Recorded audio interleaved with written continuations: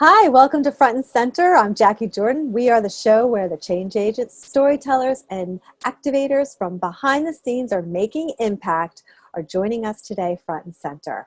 We have a really special show for you. We will be talking about a very hard subject, but very dear to my heart, and my desire to really understand and get to the root of this is child trafficking. And we will have on my good friend, Avery Mann, who is the co-founder, along with his lovely wife, Nicole, for SOS 360. It's an organization that teaches parents and schools and communities how to identify and avert predators who are trafficking and kidnapping children. So why are we here? We're here because we conducted an operation, as I said, in this geography. We recovered 26 missing and endangered children, and we safely located an additional 13, and we arrested 9 criminals that are involved or were involved with these missing children. In the process, we cleared 26 arrest warrants, and we filed additional charges for alleged crimes related to sex trafficking, parental kidnapping, registered sex offender violations, drugs and weapons possession, and custodial interference. Some of the names, and this is not all of them, but some of the defendants, there's one Kirk Waters as an example. He was arrested for being while in the company of one of our recovered children. He was charged with possession of a firearm by a convicted felon. He's incarcerated. His bond has been denied. Zachary Bailey is another name. He was arrested and charged with sex trafficking of a juvenile. Among other alleged crimes, he's also incarcerated. And the third name that I'll mention here, as I said, there are others. The third name is Stanson Causey. He was arrested for a probation violation. The original charge was child molestation. He's now also incarcerated. Now, a lot of people contributed to this operation, without whom this operation would not have been successful. So joining me now is my dear friend, Avery Mann. So many missing children who are sex trafficked don't often have homes to go back to.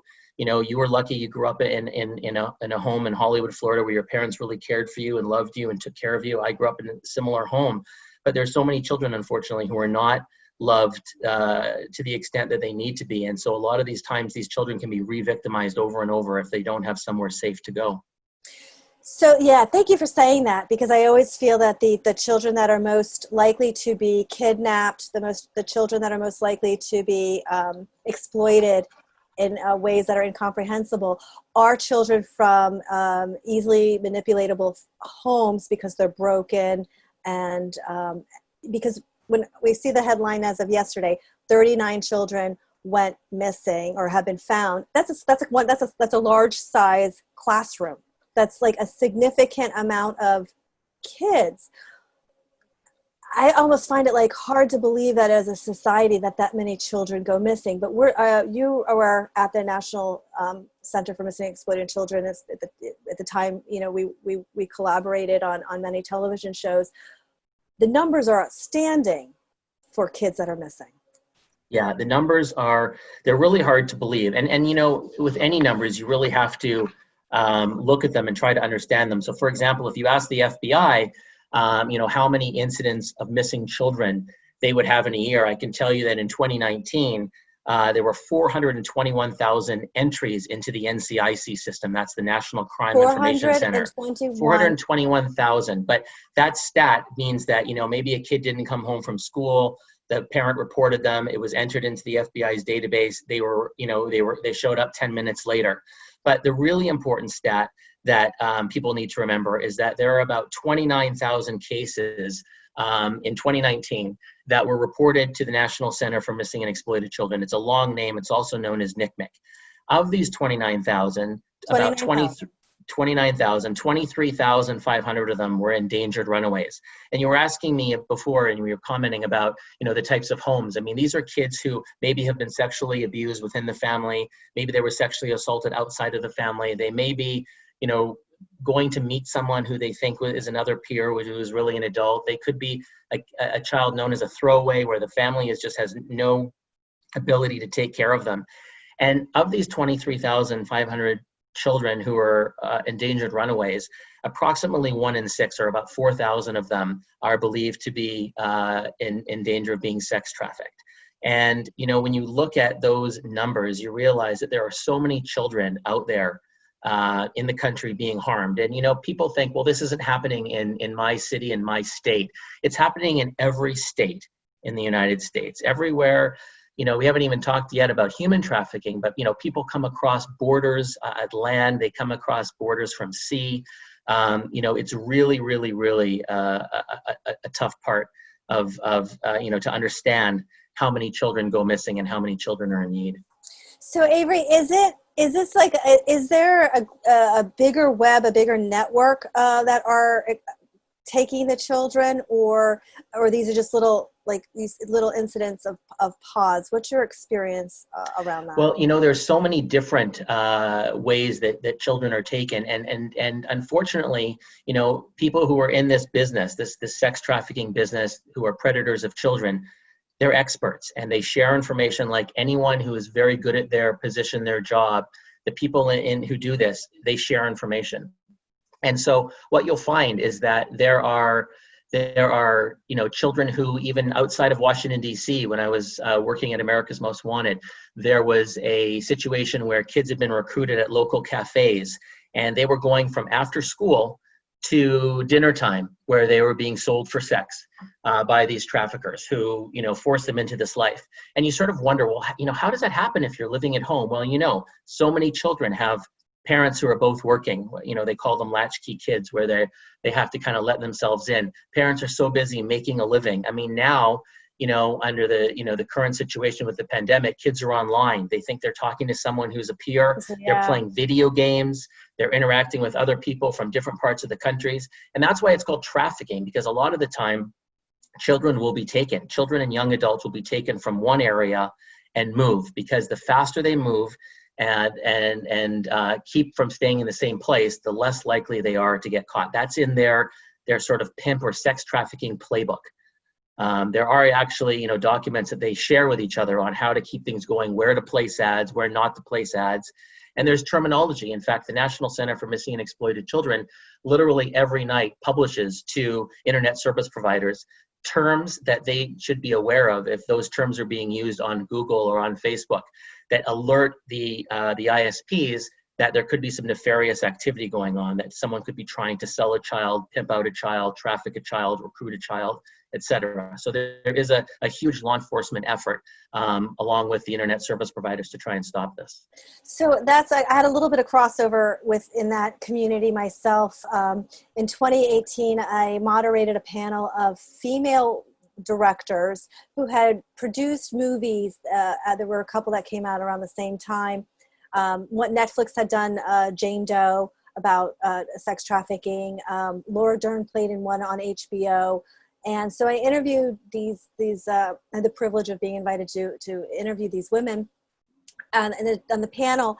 And during that time, Donald Trump the president had passed the bill that was being advocated by this community to hold, this is the back page bill, hold third-party internet companies accountable for, and this is a huge win that, you know, I don't know if the president gets credit for, but that to hold the third parties accountable for any children that are minors that are trafficked on their page. And now, even as my own company, TVGuestpert, our people who participate on our website put up their own content and their own messages. So I even understand what that's like for a company to be responsible for third-party content, but it was revolutionary in holding them accountable, and there was a backlash to that in my experience.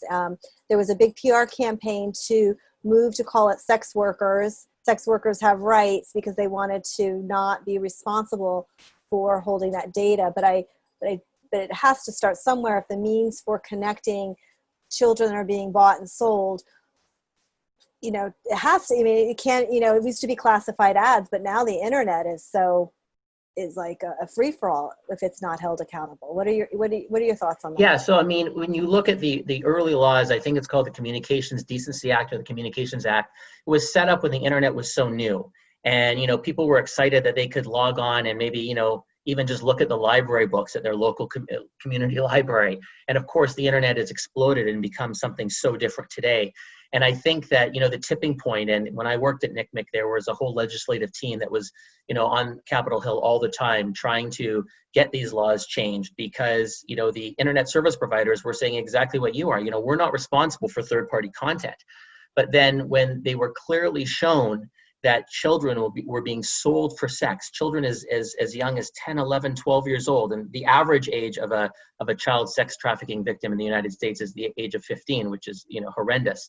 But children even younger than that being trafficked. And so some of the companies, you know, wanted to cooperate, but companies like Backpage, at one point, I think they switched their corporate address to somewhere in Europe to avoid responsibility. And then they said, okay, we're now no longer responsible now.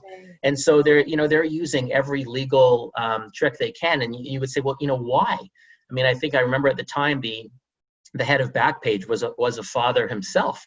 And it's just all about money. I mean, the estimates of the millions of dollars that these companies are generating from the ads being placed, you know, and so the financial industry got together and they said, okay, well, you know, we're not going to let them use, you know, credit cards to do this, because then they have, you know, then we'll figure out who their identities are. And so then they went to using prepaid credit cards like a Visa that you would get at a bank or a grocery store or a drugstore.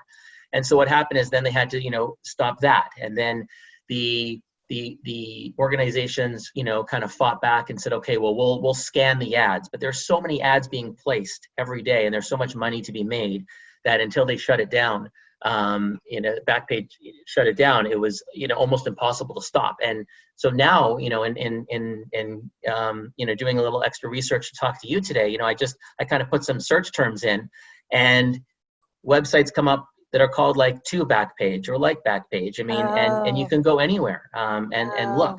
I mean, even if you look at Craigslist is so great for, you know, buying so many things. I've bought things on there. I've never sold anything, but I bought so many things. But it's also used for people to meet each other. And, you know, and now with people spending more time online than ever before, especially children who are involved in online learning, you know, parents have to be so vigilant. So part of what's brought this whole trafficking to the forefront, of course, is Jeffrey Epstein. You know, in our news days, this would be obviously a big story. And it's also, you know, it's touching on the edge of a lot of really powerful people that, you know, or just associates, either guilt by association or guilty. What are your thoughts on that, on the whole story? Well, I have to say that I've been watching the Netflix multi-series documentary on Jeffrey Epstein. And, you know, what came to mind, and I remember discussing this with a few people I know in this business, is that Jeffrey Epstein's tactics were the typical MO, the modus operandi of a criminal who does this. I mean, there was, you know, the grooming of them. There was getting people to procure the other children for them, building confidence, offering them money.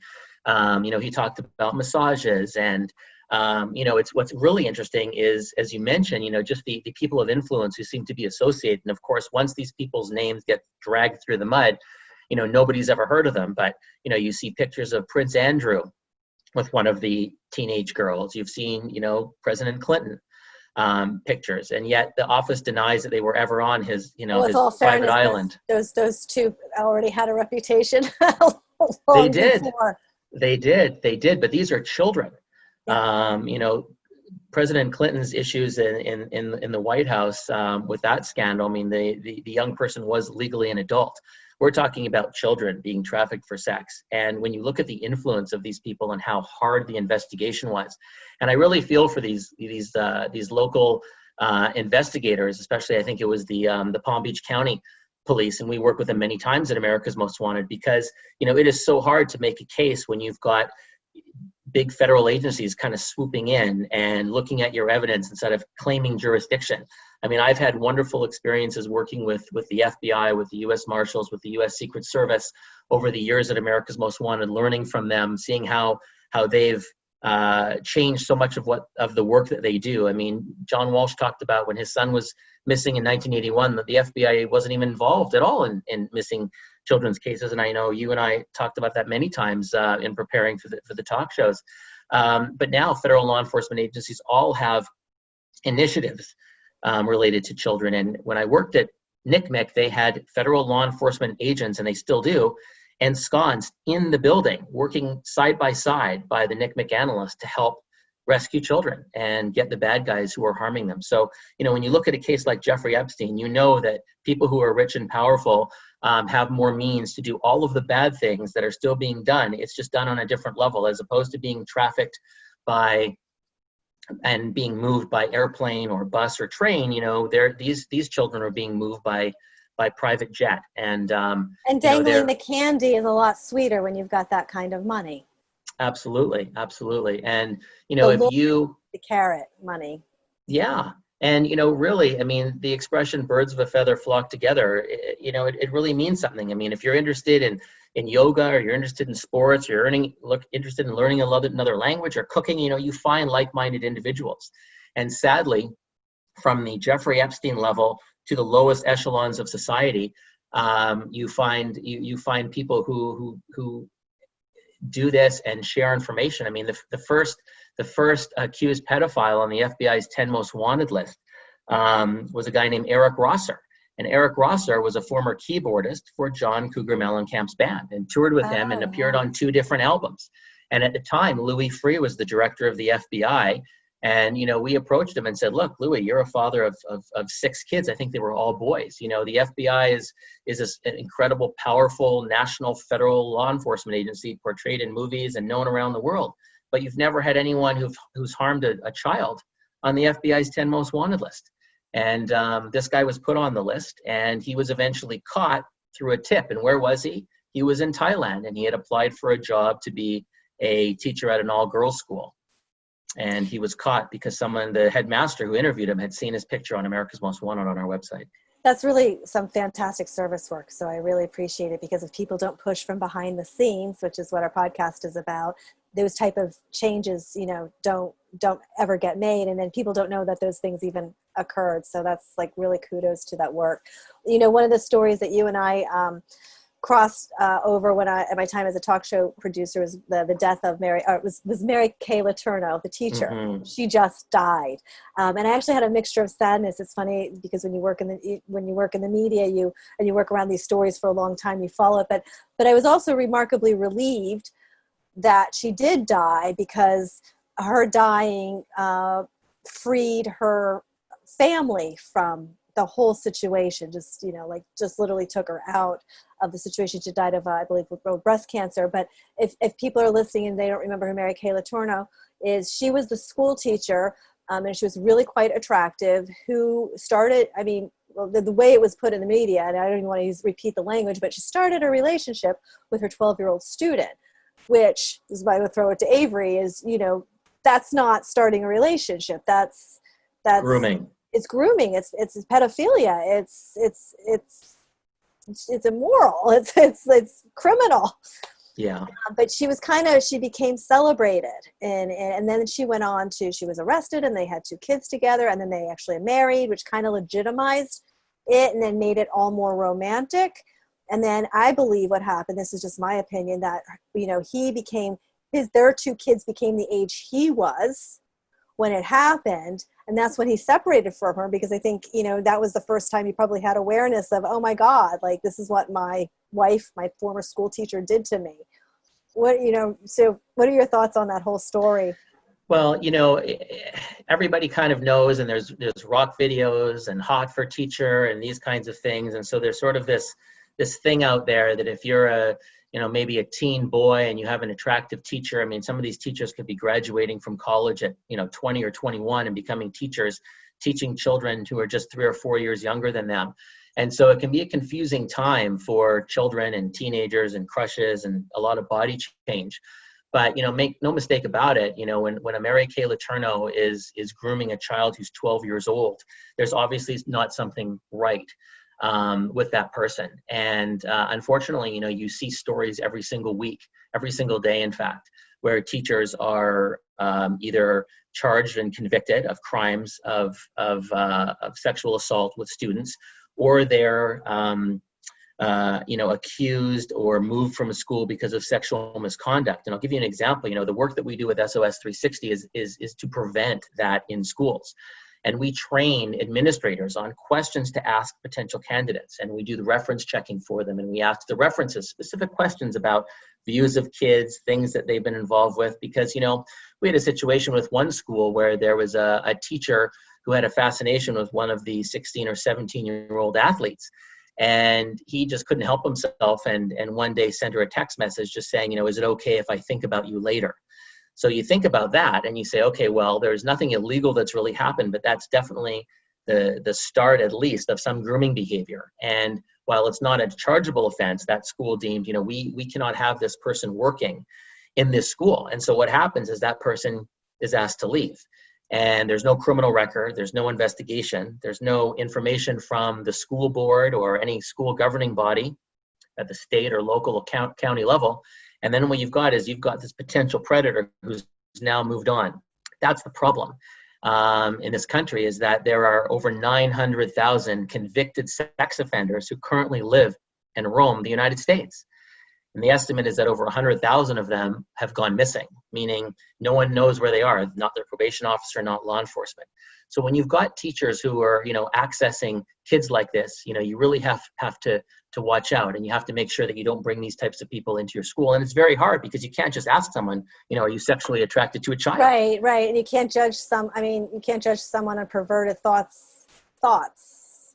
Exactly. And that's not, it's maybe creepy, but it's not a crime. It's not until, so how, as both through what your work is with SOS 360 and your job, your role as a father and a parent, how do you protect your kids without scaring the crap out of them? And I'll just say, I ran into probably a 5-year-old on his bike who came up to see my dog. He wanted to meet my German Shepherd, and he came over, can I meet your German Shepherd? And then he tells me his life story, we're having a house built and we have to live here and I can't see my dog. And by the way, I'm not allowed to talk to you, lady, because I'm not allowed to make friends with adults because they're dangerous. But I picked up some crystals and rocks today. Can I give you one? And it's like, so I know there's a parent behind this child, who's doing the right thing. And it's funny to be on the receiving end of that conversation. And I said, my response to the child was, I'll make sure I introduce myself to your mother. So that, it's the best thing. So what are you teaching? What are you teaching your kids? What are you teaching your clients? Well, in fact, one of our clients, we developed a whole training curriculum for them on keeping kids safe in the online and real world. And there's a section we talk about lures, and we actually show some videos. And having a cute dog is one of the best lures to get access to a kid.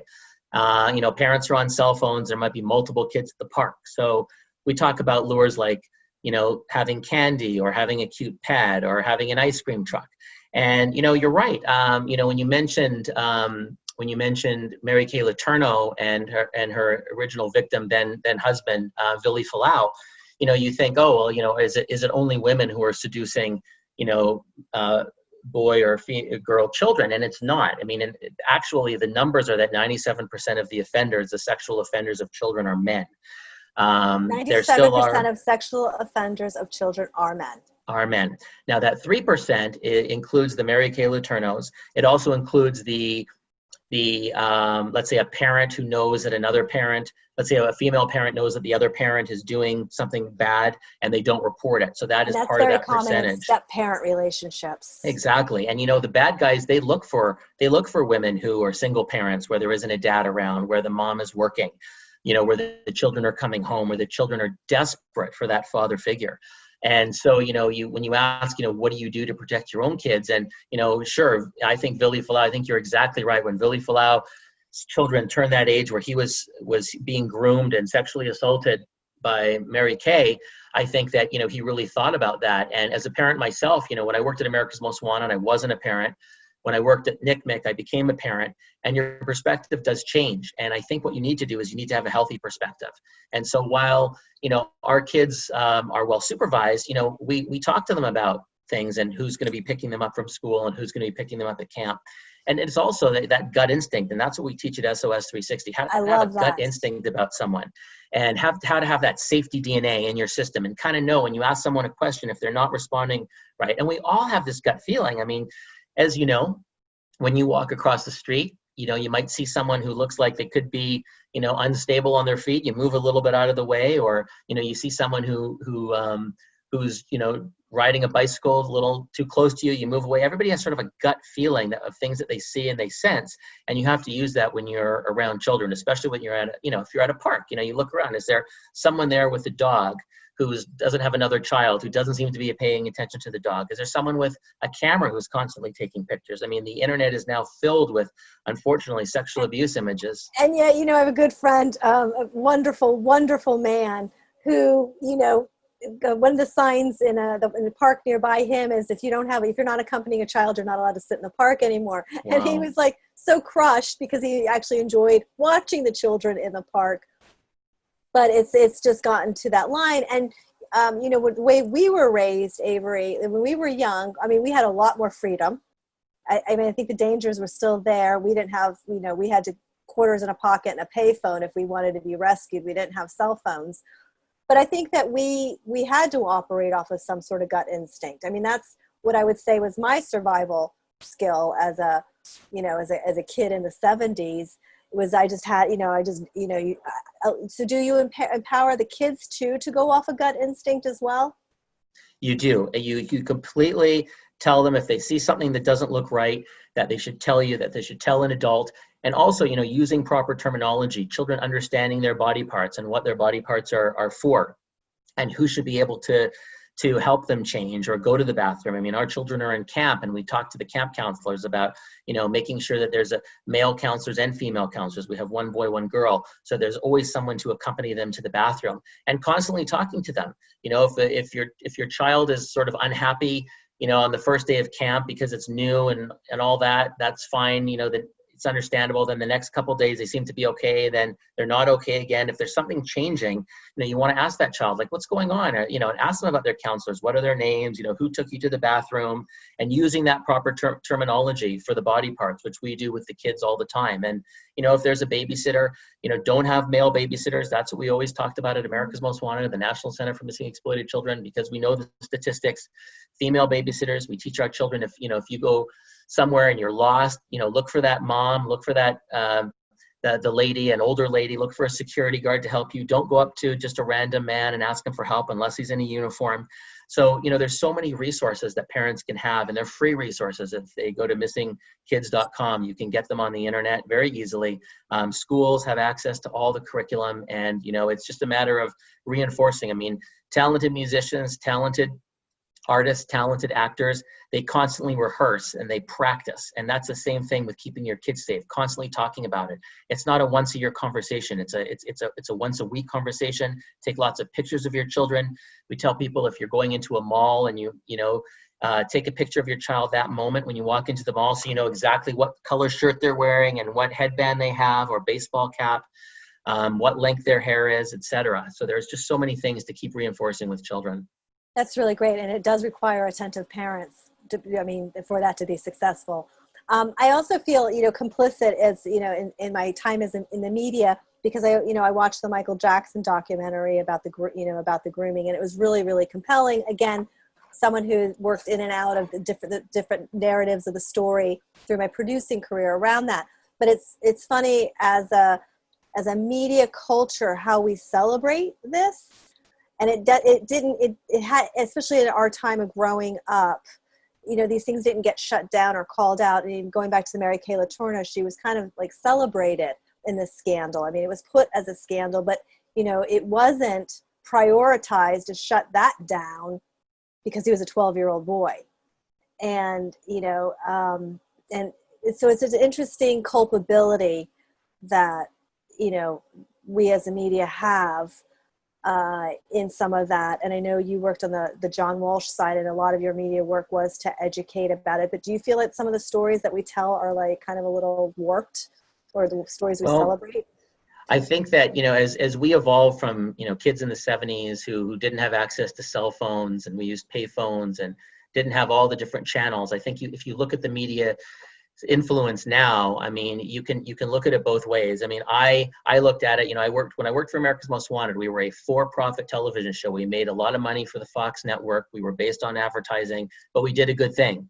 The talk shows that you worked for, I mean, maybe there's topics that, you know, you think, well, you know, that's not really a socially redeeming topic, but it's a business. But the shows that you did to help publicize missing children or educate families about keeping children safe, I mean, I that's did a lot of serial killer stories, but in hindsight, those serial killers were usually always pedophiles. Yeah. Yeah, many of them are. Many of them are. So, I mean, the media culture today, I mean, you look at it and thank goodness now if a child goes missing, you know, you don't have to just depend on calling the news stations. You can put something out on YouTube. You can put it on your Facebook page. You can put it out on Instagram, Twitter, LinkedIn if you needed to. So I think that, you know, even though people think that there's more crimes against children now than ever before, it's not really the case. It's the fact that there's more publicity.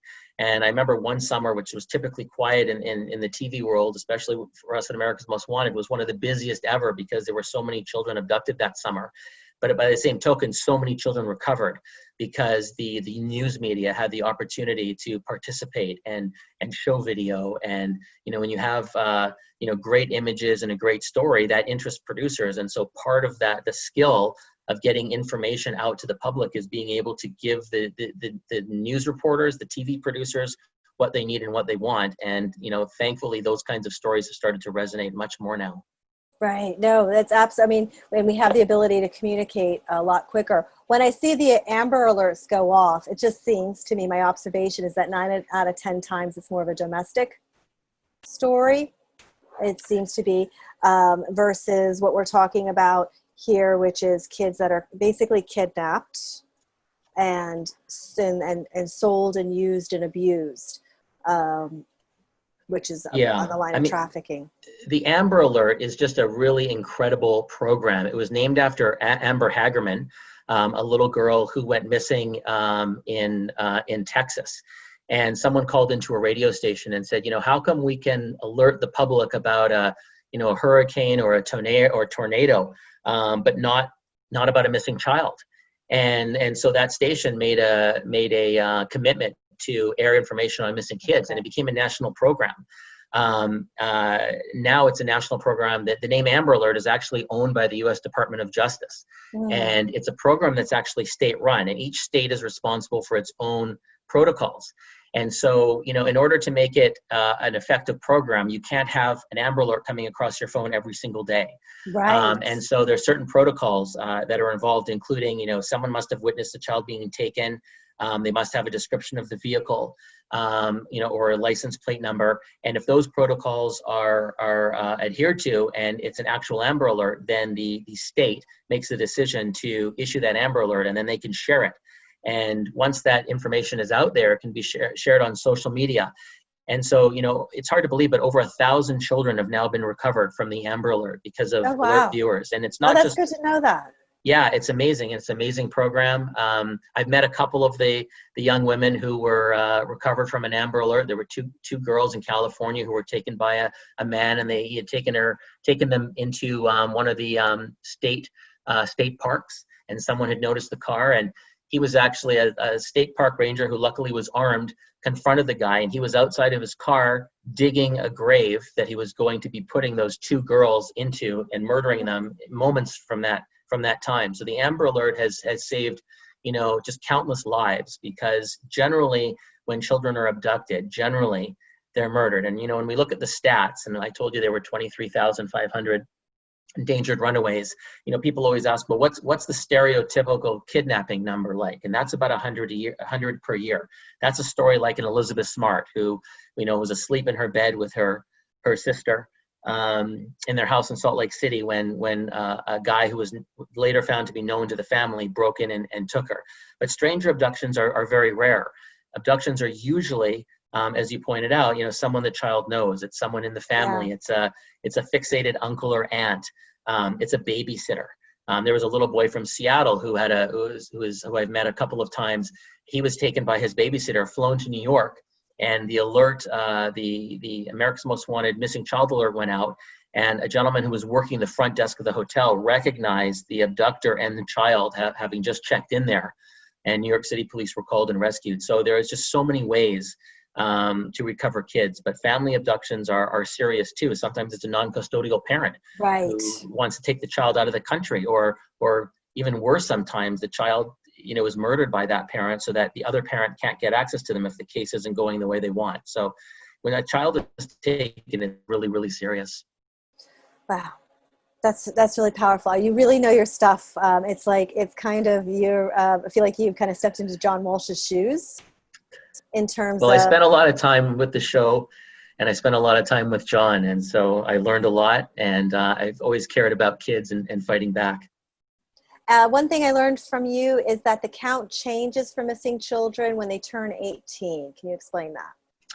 Yeah, so the sad part of many of these kids who are throwaways or endangered runaways is that there's a problem when they turn 18, because at 18, under the law, children are allowed they become adults, and adults are allowed to be missing. And so we've had, sadly, so many cases over the years where a child is missing at age 18, even though they've never been found. The case receives less attention. Now, there's still ways to look for them, but in the cases of children who are those endangered runaways who may be victims of child sex trafficking or may have been human trafficked into the country, and maybe they become domestic slaves, or maybe they're working on a farm, the law looks at their ability to be where they want to be different. So if that child was, let's say, recovered and is now an adult, they may say, no, I want to stay with this person because they've been so brainwashed. I mean, in the case of Elizabeth Smart, she was taken when she was 14 years old. There were 2 incidences where police had intervened and tried to get her to say who she was, and her face was covered because of the sort of fake religiousness of her abductors, and she was terrified because the abductor said, if you identify yourself, I will go back to your house and murder your family and kill your dog. And she was terrified. And so what happens is, people become so terrified by their abductors that they don't want to leave. And in the case of child sex trafficking and trafficking in general, I mean, often these people are beaten, they're branded, they're tattooed. And so their self-worth is down at the bottom. They're often starved, not given proper medical attention. And so their brain function isn't normal. They are just, used for their physical abilities to either do labor or perform sexual acts for money that they don't get to keep. And so, there are tons of children who have become 18 years old, who are adults, who are still in danger, still missing, and still being harmed. Is that, for me, it's one of the problems I see with the push for digital currency is the disenfranchised or the kidnapped or the held against their will have less means because, captors don't give their hostages or cell phones, which is going to become the only means of a digital currency. So it's just something that, that I'm not a big fan of. It's hard to escape when you don't have those resources. Yeah, I know, it's interesting you say that. We worked on a case of a woman named Natasha Herzig who was I think a junior college student. She was 18 or 19. It was in California near San Francisco, and she was walking in a mall, and she was approached by a lady who admired her makeup and asked her if she did it herself, and sort of said, hey, listen, if you're interested in makeup jobs, part-time, we've got, some modeling stuff that we do, and we work at different malls, etc. And she was interviewed a couple of times, and on her 3rd interview, she was supposed to meet the head of the company, and she sort of had a bad feeling when she met this man and another gentleman who had joined them, and she made an excuse to leave. And there was someone waiting for her outside, and she was kidnapped, and she was raped, and she was beaten up, and she was sex trafficked for the next 10 months around the country. And she actually was given access to a cell phone weekly by her traffickers, by her captors, to call her family to say that she was okay. And say she was okay. And they had no idea that this was going on. Yes, they thought it was weird. They hadn't seen her for a while, but she was sort of living on her own and going to college. And then all of a sudden she says, I'm going to be taking a year off and going to work. And, she was rescued in New York City, asking a customer of hers who, was there to pay for sex with her to call the police. And he did call the police. He got out of there, and she and a number of other young women were rescued. So the control of technology and the terrorizing that the man had done, and we actually captured him on America's Most Wanted when we did the story, the main sex trafficker. And she had a brutal experience, and they had pictures of her family and her brother, and like we talked about before, they just made these, really, really strong, horrible threats about what would happen if she left. If and she so left, the mind control yeah. that these people have is just It's not like incredible. you can run away to an airport, so your escape options become very limited without certain technology. Yeah, So, I mean, the good news is now, with organizations like Polaris and others, and initiatives from the U.S. Polaris is federal awesome. government. Yeah, the Just talk about Polaris plug project. Polaris for a second, because they're really awesome. Yeah, they're a great organization. They last year in 2019 helped over 22,000 sex trafficking victims and human survivors of human trafficking, essentially. So they're there. They're a great organization, and the sad part is that they reported that they had helped 20% more from 2018. And so as these organizations get funding and get developed and help others, hopefully it encourages other people to come forward and know that there are resources out there for them to get out of this life if they can possibly escape. The other organizations out there, like the National Center for Missing and Exploited Children, when these children are recovered, they often don't look like children because they've been heavily made up. They've been made to look older. They've been advertised sometimes as older, but they're really just children. And so initiatives to get them away from that life are really important. And these organizations have also done some really important funding and training work for organizations like hotel industries, bus companies like Greyhound, airline industries, so flight attendants, to be aware. They talk about when you see something, say something. That's been known for terrorism, but it's the same thing for child sex trafficking. So they train individuals to look for, conversations, listen to conversations that, some children might be having with each other on the plane if they're an unaccompanied minor, how they look, their style of dress, the way they, if they're eating, if they're not eating, to be aware, because a lot of the time these children are sold, they're bought and sold. And you think, how could they go on an airplane and not tell someone that, that they are a victim? And it's because they're so terrified and they're so terrorized. And so, it's really up to those of us who are traveling to be aware, especially those who are professionals in the industry, to try to help.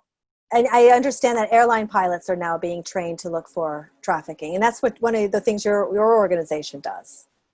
Well, the company that I founded is, keeping sexual predators away from children in the school setting and other youth serving organizations, because, we did a pilot project at the National Center where for a 5-year period, everyone who wanted to volunteer at the Boys and Girls Clubs of America had to be fingerprinted.